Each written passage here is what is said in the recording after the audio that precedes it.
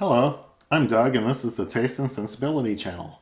And today we are at the final sample of the Whiskey Advent Calendar for 2019. We're on day 24.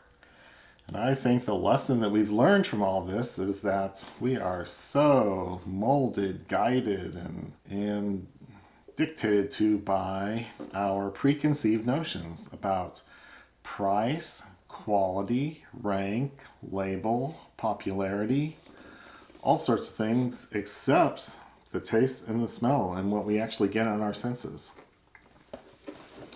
So these calendars have a way of putting some pretty good stuff into slot number one and slot number last, whatever they do. And so I'm expecting something a little special, but I don't really know why, or that's one of my preconceived notions, I guess. So here goes day 24 of the Whiskey Advent Calendar from Drinks by the Dram. I've been putting links down below so people can order some themselves. And I have opened the bottle here and I'm pouring it into the glass. Oh, dark, dark, dark. Which is another preconceived notion and prejudice that will affect my guess.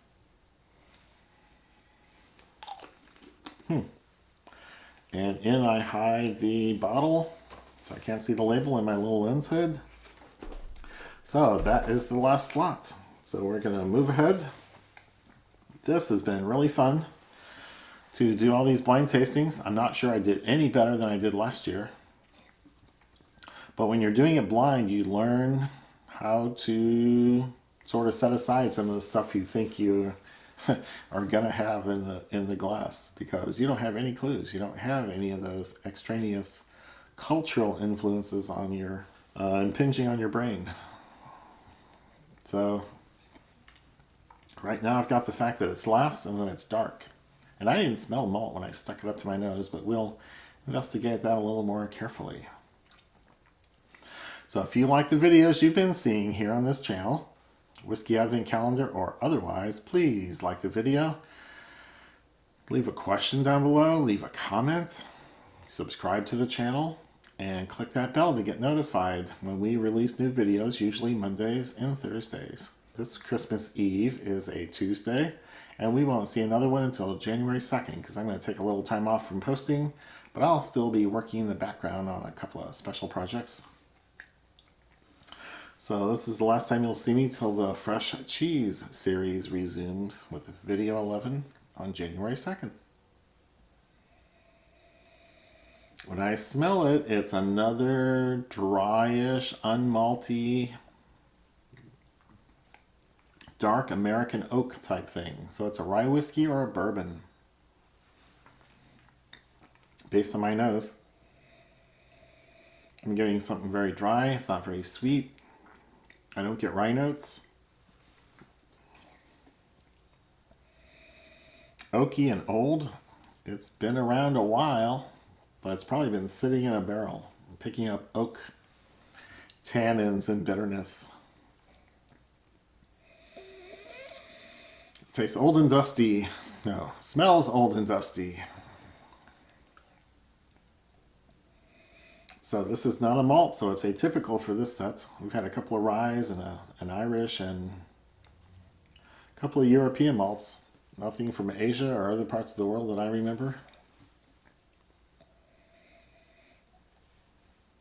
This is a pretty nice nose for a bourbon. People go, yeah, I want to drink that. Can't say I detect rye in the mash bill, but it's could certainly be in there. Everything I'm smelling is consistent with the bourbon. There's a slight hint of acetone, and that clues me into there's probably a little rye in the mash bill. So this will be interesting. I'll give the nose a couple more chances, because there's some alcohol there. I'm getting like a 45 or 50% ABV. It's more than I usually detect. There's more of a clue that it's in there. My nose doesn't usually register the alcohol much. Not quantitatively. Oh, there's a kind of a caramely note, a savory note.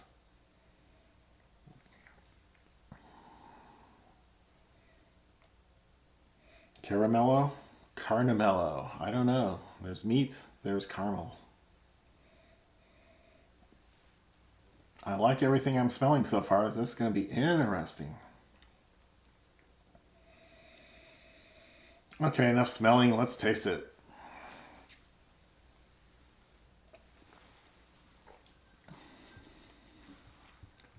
Wow. ABV's there at 50% or higher. This doesn't have a lot of rye notes, but it is strong, punchy, caramel, vanilla. I'm looking for a cherry. It's kind of in there, but it is certainly not at the forefront. It's a receding cherry. It might be the only fruitiness I get.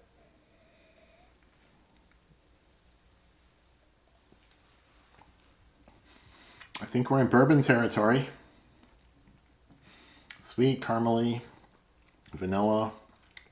Not picking up any rye notes. I'm looking for them. I'm looking for them. I'm looking for them. So this might be a wheated bourbon. So yeah, wheated bourbon's on the table here.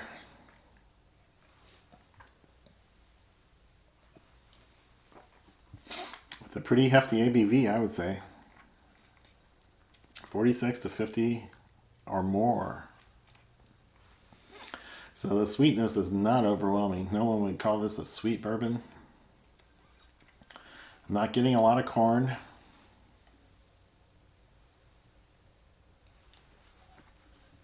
I am getting quite a bit of oak. It's not really a bitter finish. It just sort of fades away. It's a medium to long finish.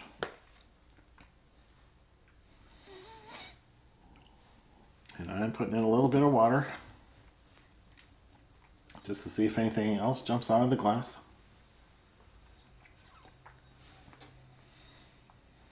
Color says bourbon, the nose says bourbon, the palate says bourbon. But which bourbon it is, I do not know.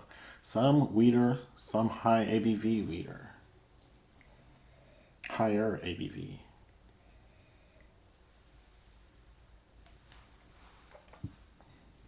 Does not strike me as a cask strength. So I'm saying 50% or so, plus or minus.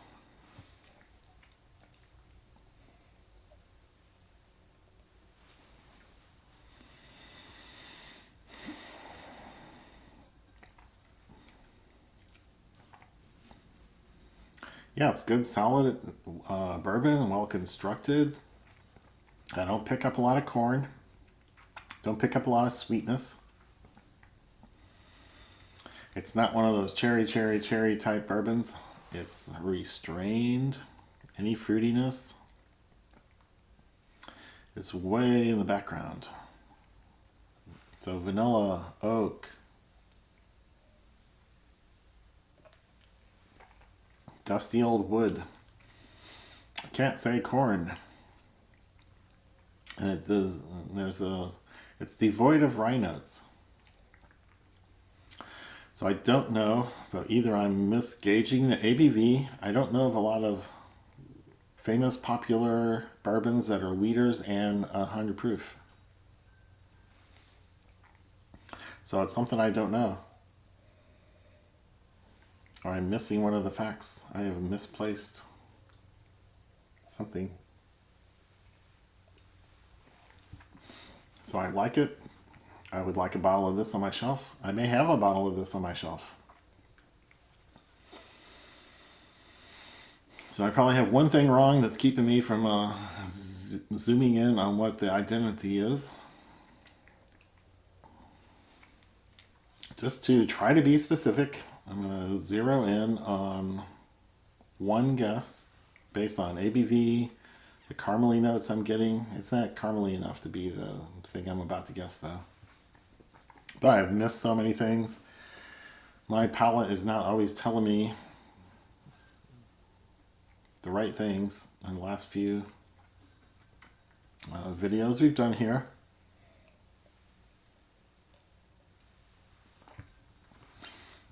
I'm going to say Henry McKenna 10-year bottled and bond single barrel, which is 100 proof. It's very caramely. It's also sweeter than in my memory banks than what I have here in my glass. So, and that's not a weeder. So that's the clash. That's the thing that doesn't really fit.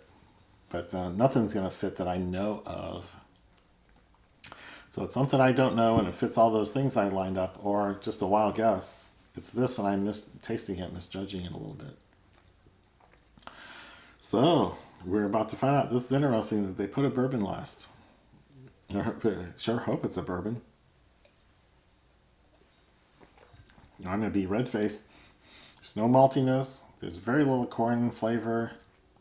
None of the cherry that I usually get in bourbons, or a lot of bourbons. It's not a general rule. It's a very common note. So I don't know what to do besides read the label. Here we go. That Boutique-y Whisky Company, Bourbon number 1, 24-year-old batch 1, bourbon whiskey at 48% ABV.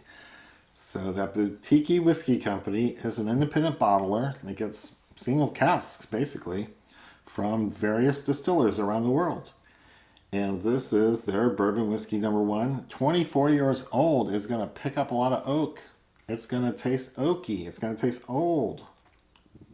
Bourbon whiskey number 1, 24-year-old batch 1. And 48% is consistent with what I was saying. So I don't know this. They don't disclose the distillery or what it is. But I'm sure not getting rye. I'm sure not getting the cherry notes that are very common in a lot of bourbons. And the spirit is being taken over by the oak and the barrel because it's been in there so long. And it's probably been, well, who knows? This could have been transferred to the custody of That Boutique-y Whisky Company at any time in the life of the barrel. So it could have had 1 year, 5 years, 10 years, 20 years in Kentucky, probably where it was made, and then some indefinite time, unspecified time, in Scotland or somewhere in the UK. So, hey, got the ABV, that's pretty good. I got that it's a bourbon, that's pretty good. I got that it's old and oaky. But beyond that, I can't really say anything, but I think I'm going to count this as a plus, as a win, as I nailed it, I tasted it, I understood it. And that's one in the last 5 or 10, right? So this was fun. This was enjoyable for the most part, and interesting and educational. I'm always learning stuff, and I guess that's one of the goals, isn't it? Always be learning stuff so that you're better this week than you were a week ago. So we're going to take a little break now, and we'll come back on January 2nd with the fresh cheese number 11. And until then, enjoy the holidays, enjoy any time off that you get, and Merry Christmas.